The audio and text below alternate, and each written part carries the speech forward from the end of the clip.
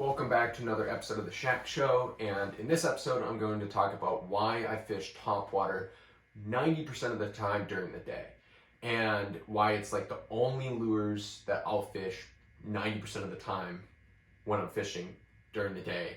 And the reason for that being, I've tried a lot of different things throughout like my progressions in surf casting, which I feel like are pretty average to a lot of people out there. You know, I started off chunking the beaches with my dad when I was very, very little.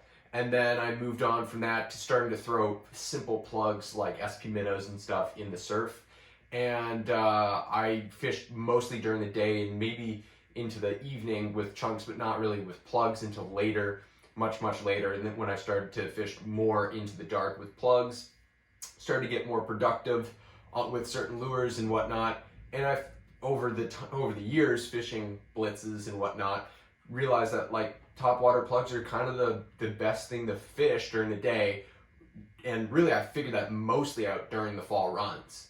And it was mostly because it was so much fun to catch a bass on topwater, because it's just, obviously, it's the most aggressive.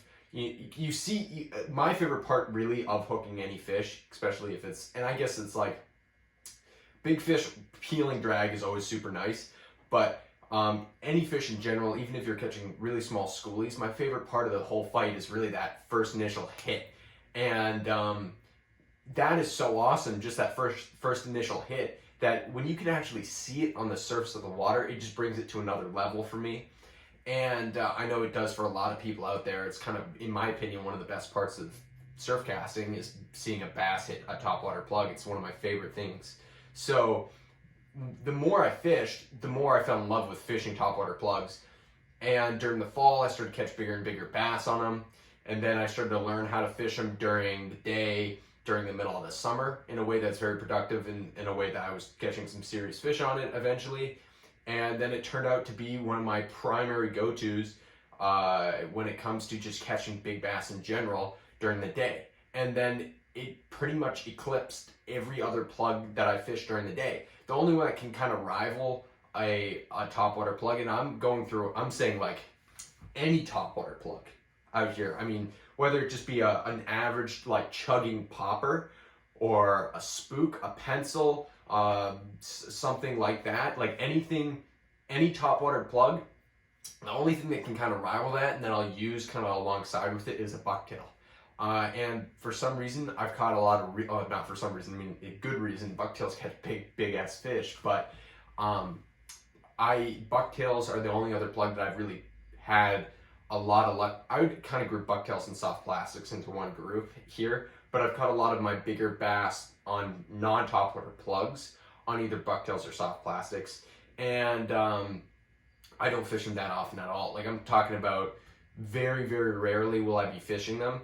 And obviously it's even more rare to catch a big fish in general. So like, it's like, you know, I could count on two hands the amount of big fish that I've caught, not on pencils or spooks or poppers during the day.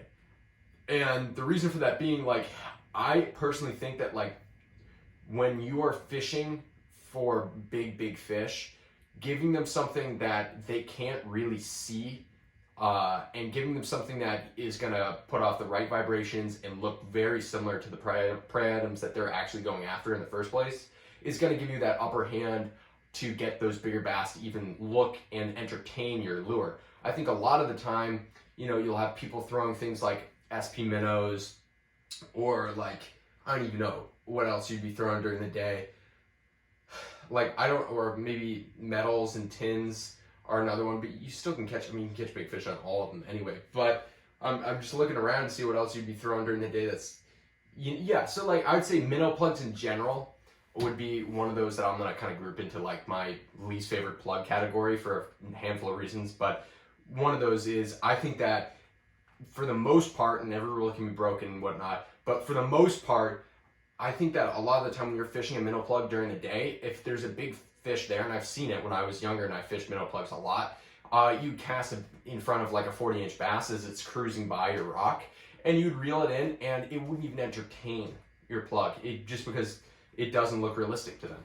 And that's very interesting to me, because and really telling on what I think happens a lot of the time. Now, there's obviously going to be scenarios where like the bass is not even going to entertain your topwater plug, but I think it's one of those things that if those bass are feeding at all, and even if they're not, you can sometimes annoy them into aggressively hitting something with something like a pencil, even a spook, but more specifically a pencil. Spooks, as I've said a lot of times before, are a plug that works really, really well when the bass have competition, whether it's with other bass or even bluefish. If you have bass competing for a prey item, and that prey item happens to be a spook, it really tends to get a very big bass to feed aggressively at something. So, and I think more so than a pencil. But I've seen scenarios where you can't catch them on anything else, and then you're throwing a pencil out there, and for whatever reason that triggers the strike, and those bass come up and eat it. And generally it's a solo big fish that's just not really feeding, it's kind of just hanging out, and that's when that actually will happen. But I've always found that no matter if it is in the middle of the summer, if it is in the spring or the fall, you're gonna have the best chance out of any plug you use to get a big bass on a topwater plug. And that goes for any topwater plugs I have behind me, whether that be a metal up swimmer like a Danny plug, or it is a spook pencil popper, anything like that. It's gonna be far, far better for you to be throwing topwater, because I think it's just gonna trick that fish into hitting more so. And I think it largely has to do with the fact that they can see it during the day, but more so than almost any other plug out there. And that might be just something in my head, but I've proven it time in and time out where like you're throwing other things like soft plastics, like bucktails, or if you're throwing a minnow plug, which I don't do often, but if I happen to be throwing a minnow plug and nothing's happening, and then I throw on a spook or a pencil and I throw that out there, and it's like immediately you'll have a big fish come up and hit it. And I've had opportunities where like you'll be during the fall run, it's very visual a lot of the time. You can see the bass blitzing, and that's gonna be able to, that gives you the opportunity to see a bass blitzing and cast right at it. And then when that plug lands right in front of its face and it's right up on the surface, it's probably going to get seen by that bass that you just saw jump out of the water. Because I've always talked a lot about how when you're fishing, you want to look at the splashes. And if they're small fish, you're actually not really going to be able to see the bass itself jump out of the water, because it's small and it's going so freaking fast. It's going to look like a little blur coming out of the water, or you might see its tail come out of the water. But if you see, especially from some distance, if you see a full fish jump out of the water, it's probably a pretty damn big fish. It's probably a really big fish. And then I'm going to cast right at that thing. And if I have a bucktail or something and I cast at it, there's a good chance that it's going to drop down right below its face, but it's not going to immediately grab the attention of that fish that jumped out of the water. You're probably more likely to have a schoolie pick it up or something along those lines than the bass that you want to hook. And throwing that profile at it and having it be like a very vibration rich, especially if it's a pencil plug, it's going to really get that attention of that fish quickly, and hopefully it will be the bigger fish that will eat it. And I've always found that if you're fishing topwater, you're pulling the bigger bass out of a blitz, versus when you're fishing a bucktail or a soft plastic or anything else, you're going to be pulling the bigger bass out of blitzes with topwater plugs. And that goes for the same thing in the spring. A lot of the time we'll have, sometimes they're blitzes, but a lot of the time they're just aggressively feeding fish that are feeding on some sort of a bait, even if it's really small. Like I had a day where they're feeding on sand eels, and I was throwing a smack it.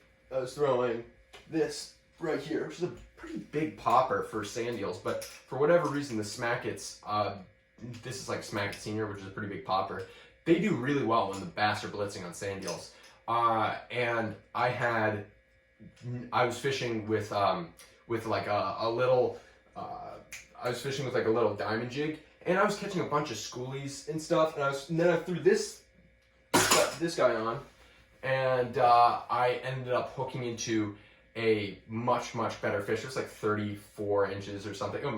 Compared to like the tiny fish I was catching, it was like 34 inches, which was a solid fish. And then come to find out, once the sun actually set, there was ginormous fish that were in that school. Like, I'm talking about all of like 30-pound fish, and they were cruising around my ankles. And I only had one needlefish that I couldn't, didn't have a belly hook on it. And I was throwing that out, and it was getting banged around a lot, but I never ended up hooking anything big. And then later in the year, I came back.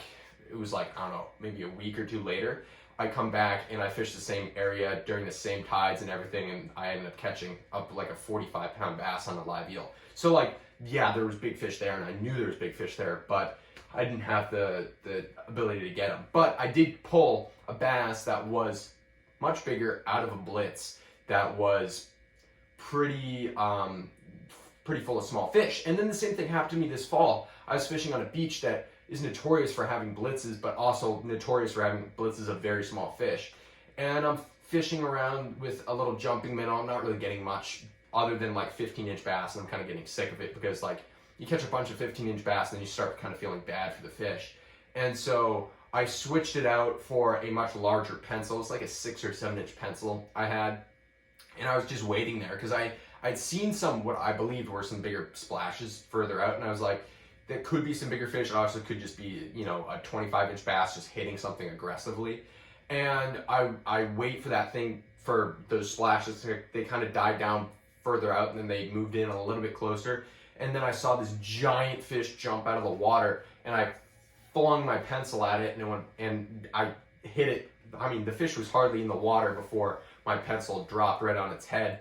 And sure enough, I hardly even twitched the tip of my rod. I don't think the pencil, it went into the water when it hit. I don't even think it came back out of the water to start working on the surface. I think it was still submerged under the water, and it got clapped by a really big fish. I ended up landing it. It was 49 inches long. It was huge. I never weighed it or anything. I just like held it up for a pick and then put it back in the water and let it go. And that was it. So it was a very, very serious fish. And that just goes to show you, like, I'm pulling out of a blitz that was hundreds of tiny bass that, kid you not, were like that big. I was able to pull a bass that could have eaten those fish. I mean, it was crazy.